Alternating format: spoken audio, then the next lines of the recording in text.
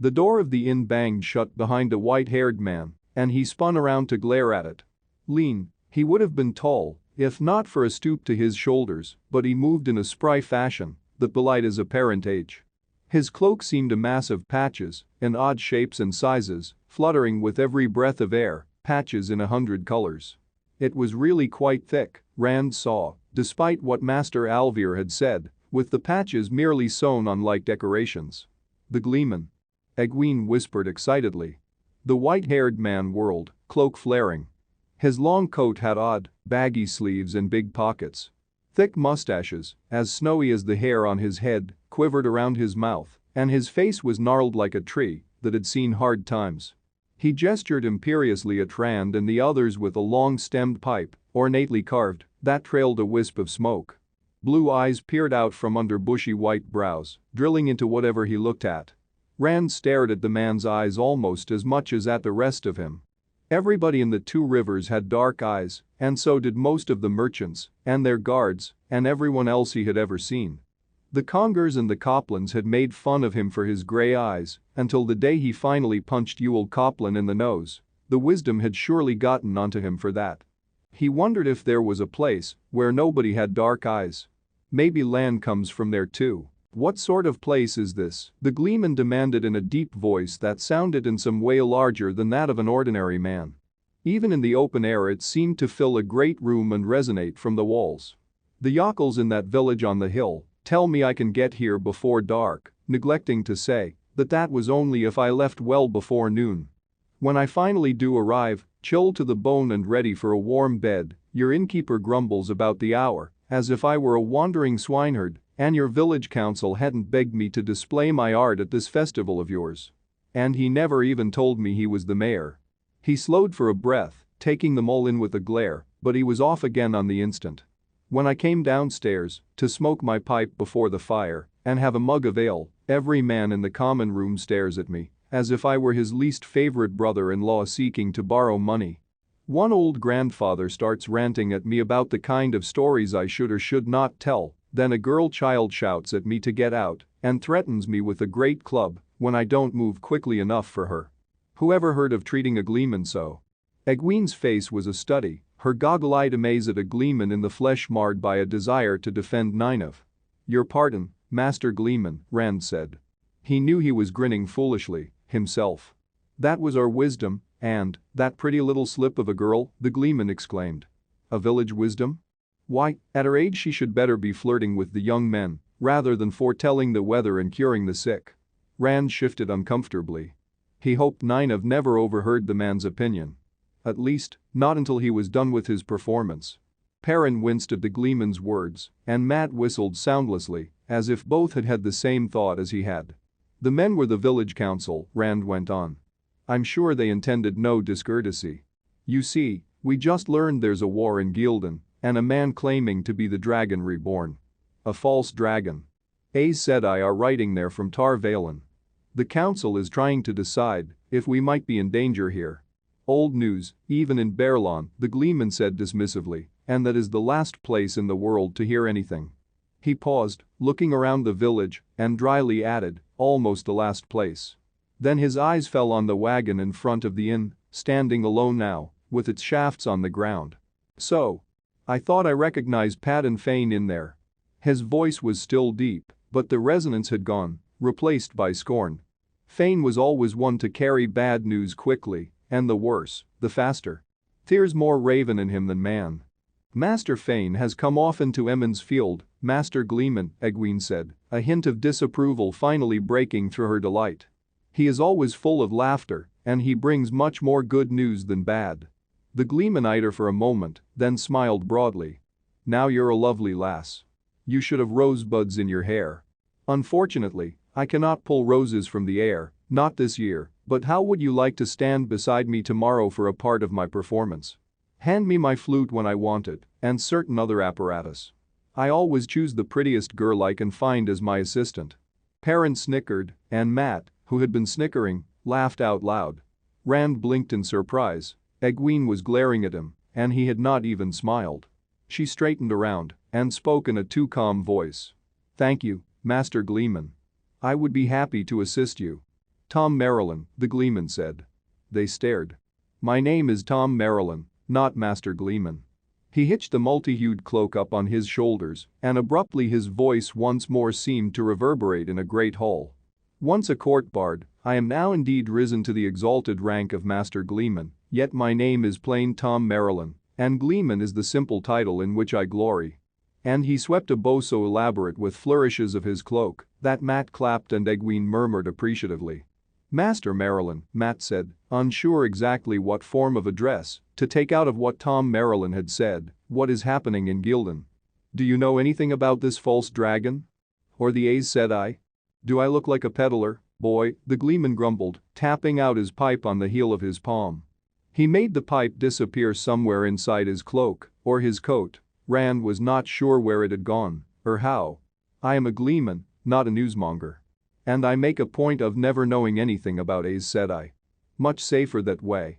But the war, Matt began eagerly, only to be cut off by Master Marilyn. In wars, boy, fools kill other fools for foolish causes. That's enough for anyone to know. I am here for my art. Suddenly he thrust a finger at Rand. You, lad. You're a tall one. Not with your full growth on you yet, but I doubt there's another man in the district with your height. Not many in the village with eyes that color either, I'll wager. The point is, you're an axe handle across the shoulders and as tall as an aleman. What's your name, lad? Rand gave it hesitantly, not sure whether or not the man was making fun of him, but the Gleeman had already turned his attention to Perrin. And you have almost the size of an ogier. Close enough. How are you called? Not unless I stand on my own shoulders. Perrin laughed. I'm afraid Rand and I are just ordinary folk, Master Marilyn, not made-up creatures from your stories. I am Perrin Abera. Tom Marilyn tugged at one of his mustaches. Well, now. Made-up creatures from my stories. Is that what they are? You lads are widely traveled, then, it seems. Rand kept his mouth shut, certain they were the butt of a joke now, but Perrin spoke up. We've all of us been as far as Watch Hill, and even Ride. Not many around here have gone as far. He was not boasting. Perrin seldom did. He was just telling the truth. We've all seen the mire too, Matt added, and he did sound boastful. That's the swamp at the far end of the waterwood. Nobody at all goes there, it's full of quicksands and bogs except us. And nobody goes to the mountains of mist either, but we did, once. To the foot of them, anyway. As far as that, the Gleeman murmured, brushing at his mustaches now continually. Rand thought he was hiding a smile, and he saw that Perrin was frowning. It's bad luck to enter the mountains, Matt said, as if he had to defend himself for not going further. Everybody knows that. That's just foolishness, Matram Cawthon, Egwene cut in angrily. Nynaeve says.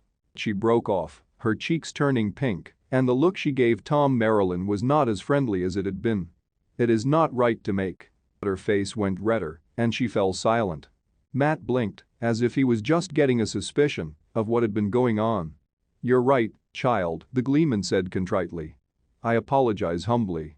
I am here to entertain. My tongue has always gotten me into trouble. Maybe we haven't traveled as far as you, Perrin said flatly, but what does how tall Rand is have to do with anything? Just this, lad. A little later I will let you try to pick me up, but you won't be able to lift my feet from the ground. Not you, nor your tall friend there Rand, is it? Nor any other man. Now what do you think of that? Perrin snorted a laugh. I think I can lift you right now. But when he stepped forward Tom Marilyn motioned him back.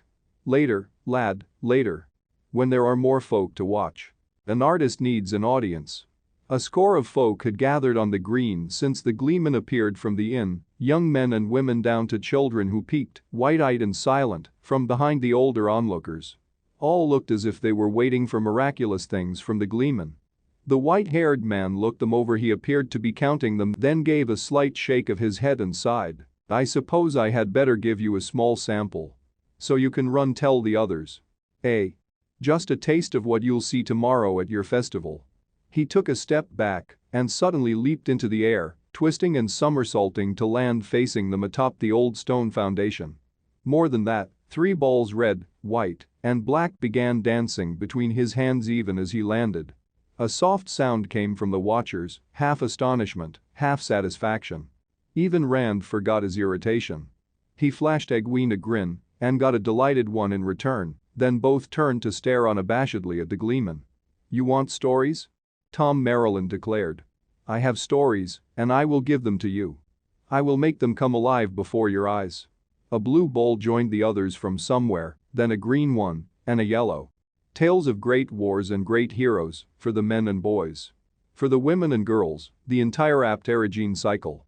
Tales of Artur Pendrag Tanril, Artur Hawkwing, Artur the High King, who once ruled all the lands from the Ale Waste to the Irith Ocean, and even beyond. Wondrous stories of strange people and strange lands, of the Green Man, of warders and Trollocs, of Ogier and Ale. The thousand tales of Anla, the wise counselor. Jeem the giant slayer. How Susa tamed Jane Farstrider. Mara and the three foolish kings. "Tell us about Len," Egwene called. "How he flew to the moon in the belly of an eagle made of fire. Tell me about his daughter Salia walking among the stars." Rand looked at her out of the corner of his eye, but she seemed intent on the Gleeman. She had never liked stories about adventures and long journeys. Her favorites were always the funny ones, or stories about women outwitting people who were supposed to be smarter than everyone else. He was sure she had asked for tales about Len and Salia, to put a burr under his shirt. Surely she could see the world outside was no place for Two Rivers folk. Listening to tales of adventures, even dreaming about them, was one thing. Having them take place around you would be something else again. Old stories, those, Tom Maryland said, and abruptly he was juggling 3 colored balls with each hand. Stories from the age before the age of legends, some say. Perhaps even older. But I have all stories, mind you now, of ages that were and will be. Ages when men ruled the heavens and the stars, and ages when man roamed as brother to the animals. Ages of wonder, and ages of horror. Ages ended by fire raining from the skies, and ages doomed by snow and ice covering land and sea. I have all the stories, and I will tell all stories. Tales of Mosk the Giant, with his lance of fire, that could reach around the world, and his wars with Elsbeth, the queen of all. Tales of Matarise the healer, mother of the wondrous wind. The balls now danced between Tom's hands in 2 intertwining circles. His voice was almost a chant, and he turned slowly as he spoke, as if surveying the onlookers to gauge his effect. I will tell you of the end of the Age of Legends, of the dragon, and his attempt to free the Dark One into the world of men. I will tell of the time of madness, when Aes Sedai shattered the world, of the Trolloc Wars, when men battled Trollocs for rule of the earth, of the War of the 100 Years, when men battled men and the nations of our day were wrought. I will tell the adventures of men and women, rich and poor, great and small, proud and humble. The siege of the pillars of the sky. How Goodwife Carol cured her husband of snoring. King Dareth and the fall of the house of abruptly the flow of words and the juggling alike stopped. Tom simply snatched the balls from the air and stopped talking. Unnoticed by Rand, Moiraine had joined the listeners. Lan was at her shoulder, though he had to look twice to see the man. For a moment Tom looked at Moiraine sideways, his face and body still, except for making the balls disappear into his capacious coat sleeves. Then he bowed to her, holding his cloak wide. "Your pardon, but you are surely not from this district? Lady?" Ewan hissed fiercely. "The Lady Moiraine." Tom blinked, then bowed again, more deeply. "Your pardon again, lady. I meant no disrespect." Moiraine made a small waving away gesture. "None was perceived, Master Bard. And my name is simply Moiraine. I am indeed a stranger here, a traveler like yourself, far from home and alone. The world can be a dangerous place when one is a stranger." "The Lady Moiraine collects stories," Ewan put in. "Stories about things that happened in the Two Rivers. Though I don't know whatever happened here to make a story of. I trust you will like my stories as well, Moiraine." Tom watched her with obvious wariness. He looked not best pleased to find her there. Suddenly Rand wondered what sort of entertainment a lady like her might be offered in a city like Baerlon or Kemlin. Surely it could not be anything better than a Gleeman. "That is a matter of taste, Master Bard," Moiraine replied. "Some stories I like, and some I do not." Tom's bow was his deepest yet, bending his long body parallel to the ground. "I assure you, none of my stories will displease. All will please and entertain. And you do me too much honor. I am a simple Gleeman, that and nothing more," Moiraine answered his bow with a gracious nod. For an instant she seemed even more the Lady Ewan had named her accepting an offering from one of her subjects. Then she turned away, and Lan followed, a wolf healing a gliding swan. Tom stared after them, bushy brows drawn down, stroking his long mustaches with a knuckle until they were halfway up the green. He's not pleased at all, Rand thought. Are you going to juggle some more, now? Ewan demanded. Eat fire, Matt shouted. I want to see you eat fire. The harp, a voice cried from the crowd. Play the harp. Someone else called for the flute. At that moment the door of the inn opened, and the village council trundled out, Nynaeve in their midst. Peyton Fane was not with them, Rand saw. Apparently the peddler had decided to remain in the warm common room with his mulled wine. Muttering about a strong brandy, Tom Marilyn abruptly jumped down from the old foundation. He ignored the cries of those who had been watching him, pressing inside past the councillors before they were well out of the doorway. Is he supposed to be a gleeman or a king? Senbui asked in annoyed tones. A waste of good money, if you ask me. Bran Alvier half turned after the gleeman, then shook his head. That man may be more trouble than he's worth. Nynaeve, busy gathering her cloak around her, sniffed loudly. Worry about the gleeman if you want, Brandelwyn Alvier. At least he is in Emond's field, which is more than you can say for this false dragon. But as long as you are worrying, there are others here who should excite your worry. If you please, wisdom, Bran said stiffly, kindly leave who should worry me to my deciding. Mistress Moiraine and Master Lan are guests in my inn, and decent respectable folk, so I say. Neither of them has called me a fool in front of the whole council. Neither of them has told the council it hasn't a full set of wits among them. It seems my estimate was too high by half, Nynaeve retorted. She strode away without a backward glance, leaving Bran's jaw working as he searched for a reply. Egwene looked at Rand, as if she were going to speak, then darted after the wisdom instead. Rand knew there must be some way to stop her from leaving the Two Rivers, but the only way he could think of was not one he was prepared to take, even if she was willing. And she had as much as said she was not willing at all. That young woman wants a husband, Senbui growled, bouncing on his toes. His face was purple and getting darker. She lacks proper respect. Were the village council, not boys raking her yard, and the mayor breathed heavily through his nose and suddenly rounded on the old thatcher. Be quiet, Sen. Stop acting like a black-veiled ale. The skinny man froze on his toes in astonishment. The mayor never let his temper get the best of him. Bran glared. Burn me, but we have better things to be about than this foolishness. Or do you intend to prove Nynaeve right? With that he stumped back into the inn and slammed the door behind him. The council members glanced at Sen, then moved off in their separate directions. All but Harol Luhan, who accompanied the stony-visaged Thatcher, talked quietly.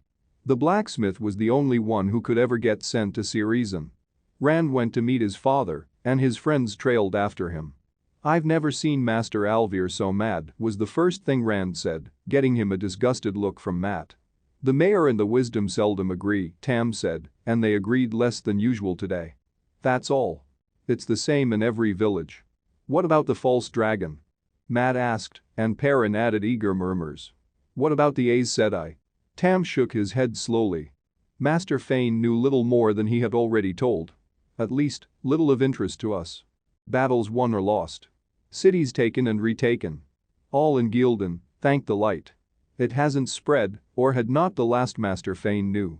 Battles interest me, Matt said, and Perrin added, what did he say about them? Battles don't interest me, Matrim, Tam said. But I'm sure he will be glad to tell you all about them later. What does interest me is that we shouldn't have to worry about them here, as far as the council can tell. We can see no reason for Aes Sedai to come here on their way south. And as for the return journey, they aren't likely to want to cross the Forest of Shadows and swim the White River. Rand and the others chuckled at the idea. There were 3 reasons why no one came into the Two Rivers except from the north, by way of Terran Ferry. The Mountains of Mist, in the west, were the first, of course, and the mire blocked the east just as effectively. To the south was the White River, which got its name from the Were Ox, and boulders churned its swift waters to froth. And beyond the White lay the Forest of Shadows.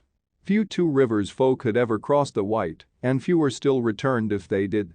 It was generally agreed, though, that the forest of shadows stretched south for 100 miles or more without a road or a village, but with plenty of wolves and bears. "So that's an end to it for us," Matt said. He sounded at least a little disappointed. "Not quite," Tam said. "Day after tomorrow we will send men to Devon Right and Watch Hill, and Terran Ferry too, to arrange for a watch to be kept.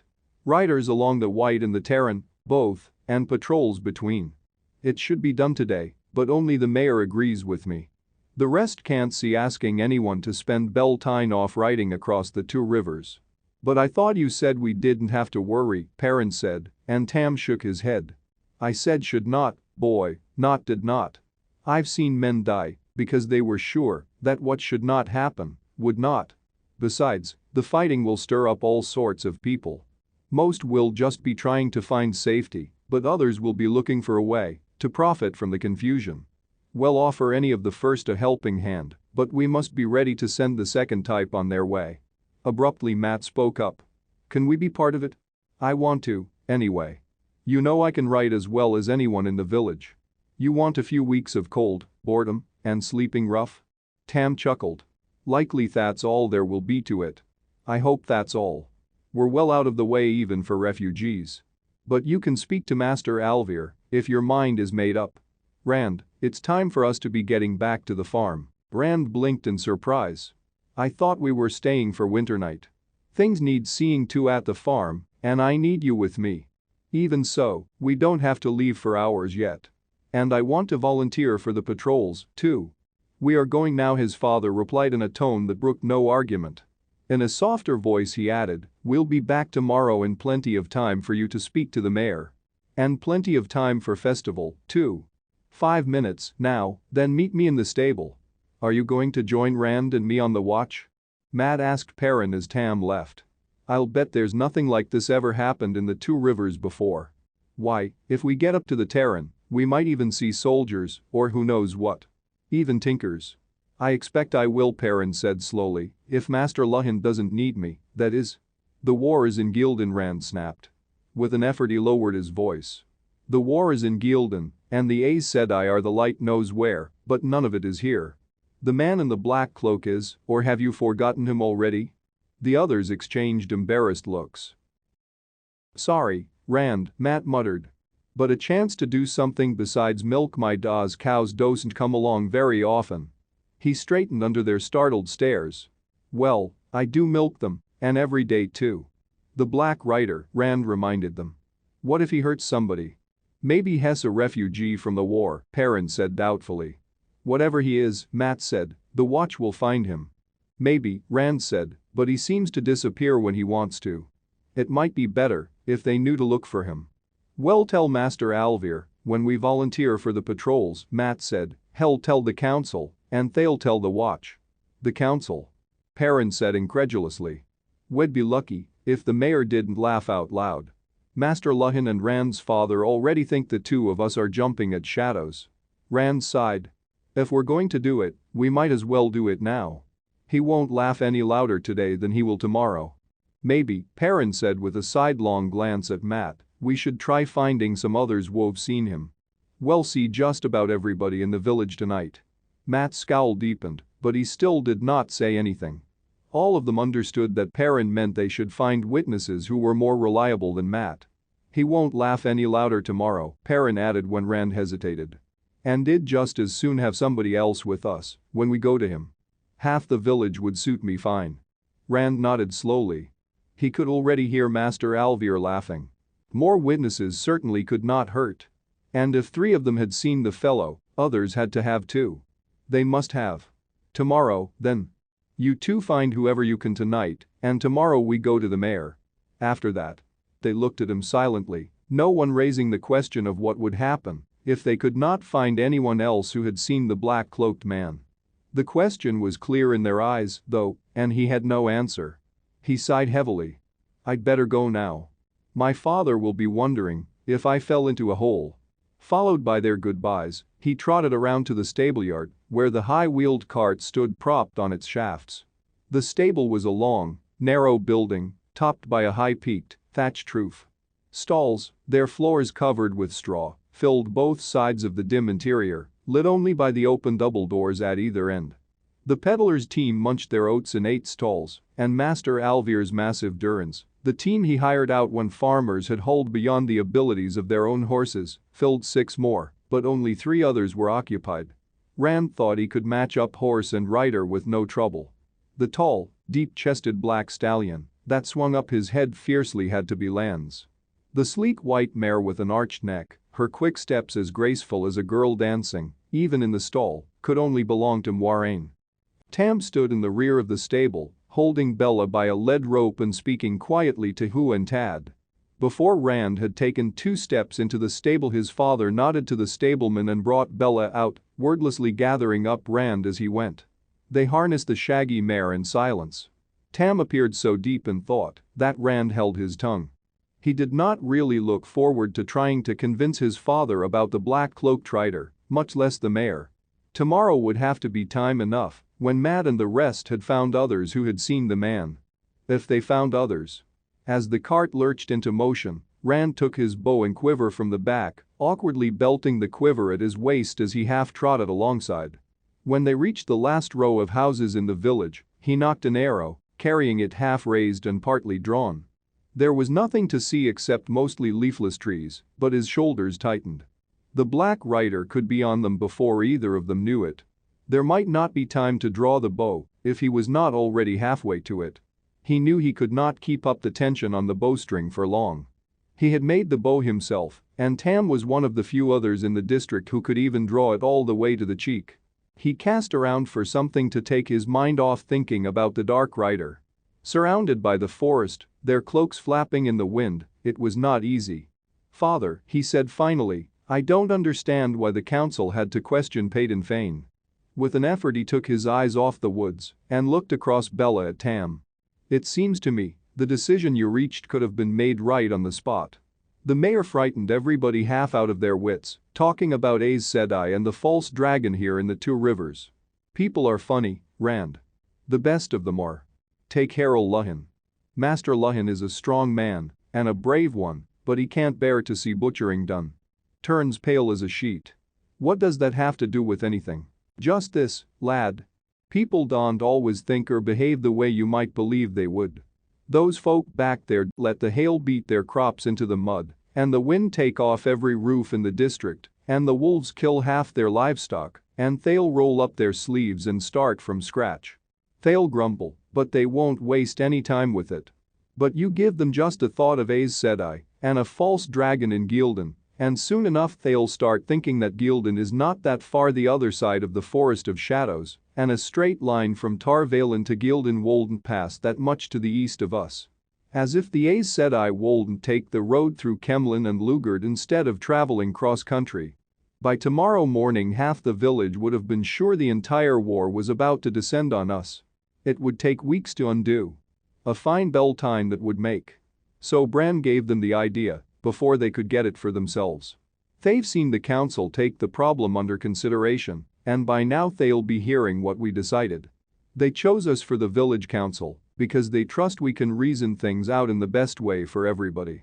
They trust our opinions. Even sense, which doesn't say much for the rest of us, I suppose. At any rate, they will hear there isn't anything to worry about, and they'll believe it. It is not that they couldn't reach the same conclusion, or would not, eventually, but this way we won't have festival ruined, and nobody has to spend weeks worrying about something that isn't likely to happen. If it does, against all odds, well, the patrols will give us enough warning to do what we can. I truly don't think it will come to that, though. Rand puffed out his cheeks. Apparently, being on the council was more complicated than he had believed. The cart rumbled on along the quarry road. Did anyone besides Perrin see this strange rider? Tam asked.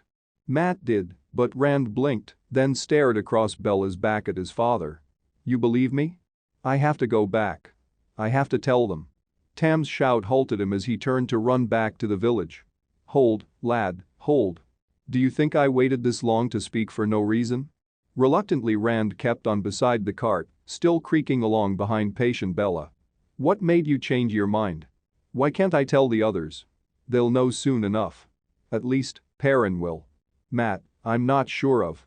Word must be gotten to the farms as best it can, but in another hour there won't be anyone in Emond's field above 16, those who can be responsible about it, at least, who doesn't know a stranger is skulking around, and likely not the sort you would invite to festival.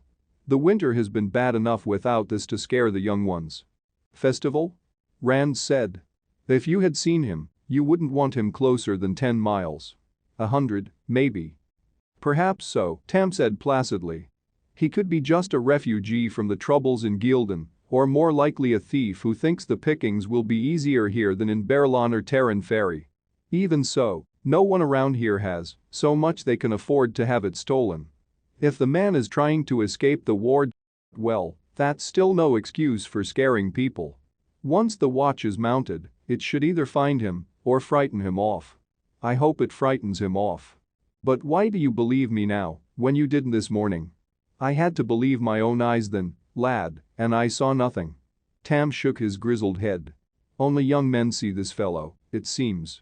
When Harold Luhin mentioned Perrin jumping at shadows, though, it all came out. John Thane's oldest son saw him too, and so did Sam'el Craw's boy, Bandry. Well, when 4 of you say you've seen a thing, and solid lads, all, we start thinking maybe it's there, whether we can see it or not. All except Sen, of course. Anyway, that's why we're going home. With both of us away, this stranger could be up to any kind of mischief there. If not for festival, I won't come back tomorrow either. But we can't make ourselves prisoners in our own homes just because this fellow is lurking about. I didn't know about Ban or Lem, Rand said. The rest of us were going to the mayor tomorrow, but we were worried he wouldn't believe us either. Gray hairs don't mean our brains have curdled, Tam said dryly. So you keep a sharp eye. Maybe I'll catch sight of him too, if he shows up again. Rand settled down to do just that. He was surprised to realize that his step felt lighter. The knots were gone from his shoulders. He was still scared, but it was not so bad as it had been. Tam and he were just as alone on the quarry road as they had been that morning, but in some way he felt as if the entire village were with them. That others knew and believed made all the difference. There was nothing the black-cloaked horseman could do that the people of Emond's Field could not handle together.